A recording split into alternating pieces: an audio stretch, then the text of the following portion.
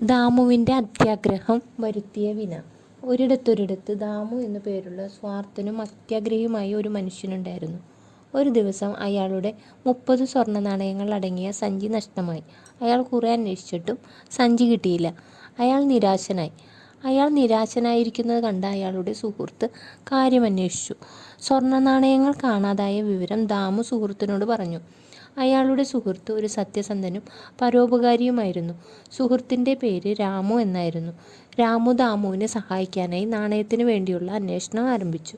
കുറെ അന്വേഷണത്തിനൊടുവിൽ രാമുവിന് ദാമുവിൻ്റെ നാണയങ്ങൾ അടങ്ങുന്ന സഞ്ചി കിട്ടി. രാമു സഞ്ചിയുമായി ദാമുവിൻ്റെ അടുക്കലെത്തി. ദാമുവിന് സന്തോഷമായി. ദാമു സഞ്ചി തുറന്ന് നാണയങ്ങൾ എണ്ണി നോക്കി. 30 നാണയങ്ങൾ മാത്രം അതിൽ ഉണ്ടായിരുന്നു. അപ്പോൾ അത്യാഗ്രഹിയായ ദാമു രാമുവിനോട് പറഞ്ഞു, "അല്ലയോ സുഹൃത്തെ, ഇതിൽ 40 നാണയങ്ങൾ ഉണ്ടായിരുന്നു.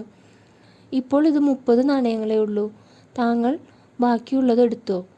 "ആ സഞ്ചിയിൽ അത്രയും നാണയങ്ങളെ ഉണ്ടായിരുന്നുള്ളൂ. ഞാൻ അതിൽ നിന്ന് ഒന്നും എടുത്തിട്ടില്ല," രാമു വിഷമത്തോടെ പറഞ്ഞു. എന്നാൽ ദാമു അത് സമ്മതിച്ചില്ല. അവർ തമ്മിൽ തർക്കമായി. അവസാനം തർക്കം മൂത്ത് ന്യായാധിപൻ്റെ അടുത്ത് പോകാമെന്നായി.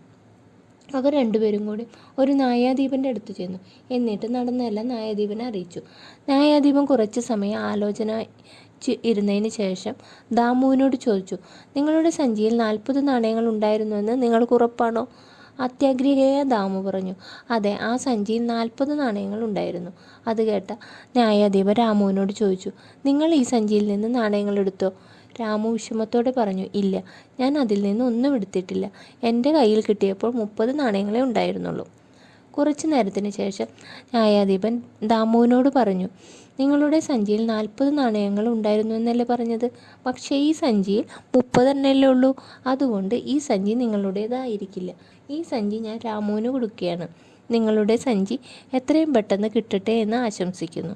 അങ്ങനെ അത്യാഗ്രഹിയായ ദാമു നാണിച്ച് തലയും താഴ്ത്തി നിന്നു. പരോപകാരിയായ രാമുവിന് 30 നാണയങ്ങൾ കിട്ടി.